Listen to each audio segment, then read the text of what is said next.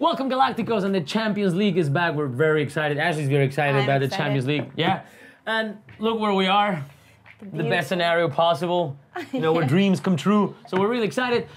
Very important game against PSG this Wednesday. Crucial game. You know, it's starting to get serious up in here. So a couple things, or well, more than a couple things we have to talk about. Number one, you know, bring you a little bit of that commercial approach to the game. Zlatan against Cristiano. What are your thoughts, Ashley? I mean, is this really a debate? Yeah, it is. It really is a debate? Mm-hmm. For me, there's no comparison. Cristiano is a better player than Ibrahimovic. If I'm a coach and I have to choose which player, I'm going with Cristiano every single time. Why? Why? Yeah. You ask. I'll tell you why. For me, Cristiano, I mean, they both have a physical presence on the field. And of course, Ibrahimovic, not to take anything away from him, because he's a huge person, he uses his entire body, he has great skills, but he doesn't play both sides of the ball. We see Cristiano getting in on offense, on defense, playing both sides of the ball, and really, Ibrahimovic can be described as a little bit of a lazy player. I don't know if you would agree with that. Sounds interesting. And it's important to say that recently? Should we start over? And it's important to say that recently, Zlatan Ibrahimovic became the all-time top scorer for PSG.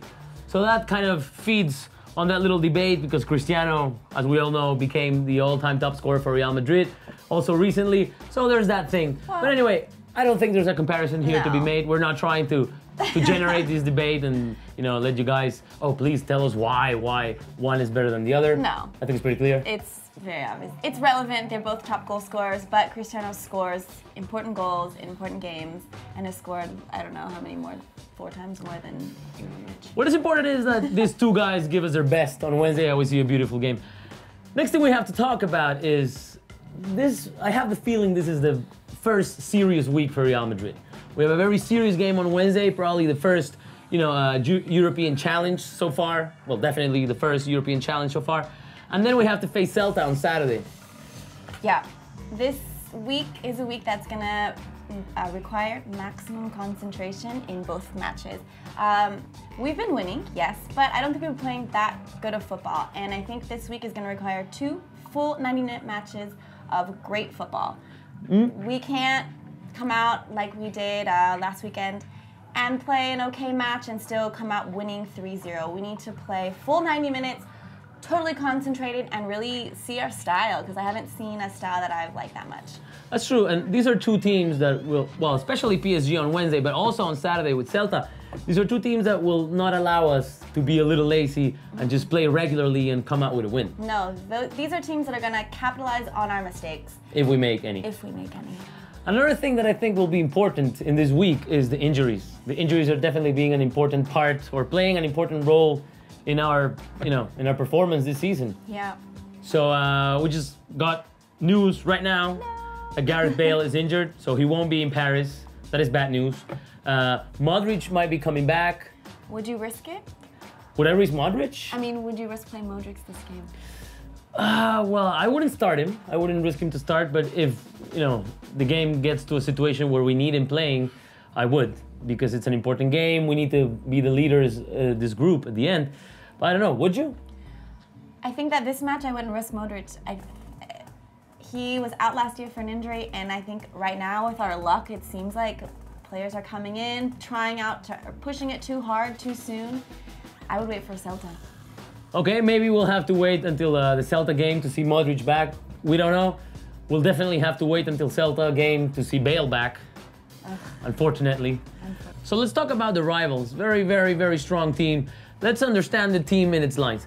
Offensively, we'll already talked about Ibra, but I think there's a little bit more in this offense than Ibra, right? There is more in this offense than just Ibrahimovic. We've also got Cavani, who is a very dangerous striker. Not my favorite, not my style of play, but he's dangerous.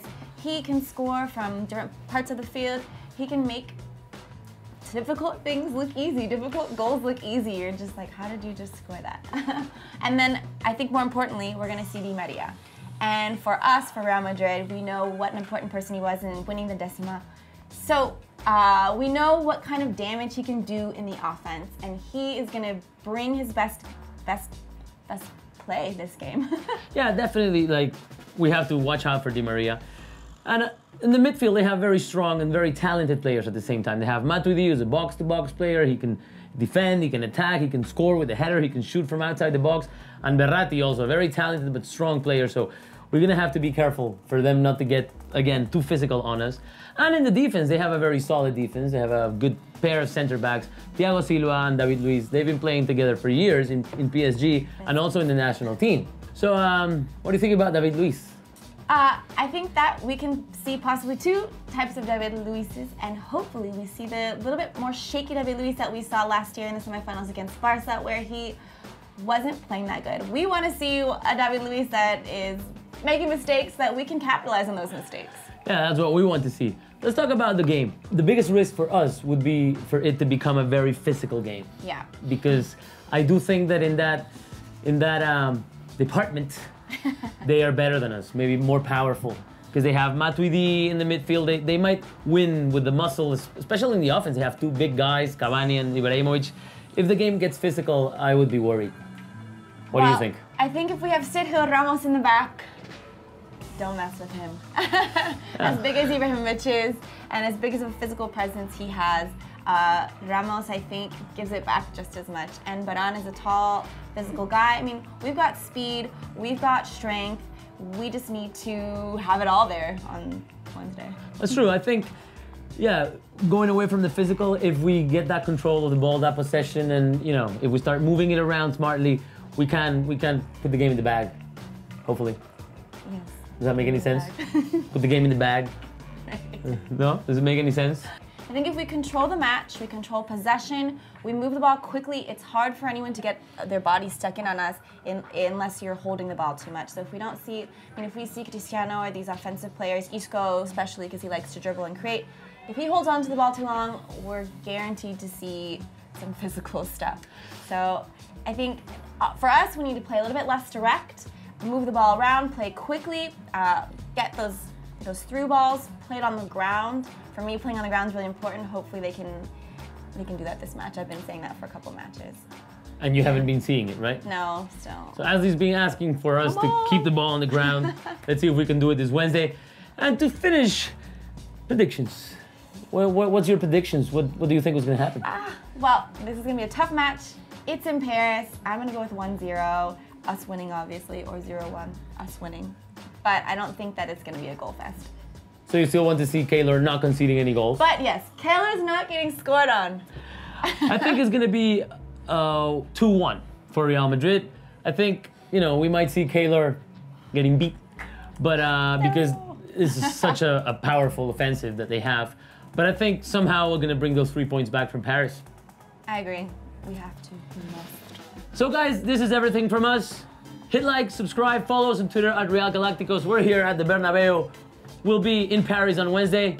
We'll see you after the game. Keep it real, Madrid. Get me waving like an idiot for like 5 seconds. You should have come in earlier with that.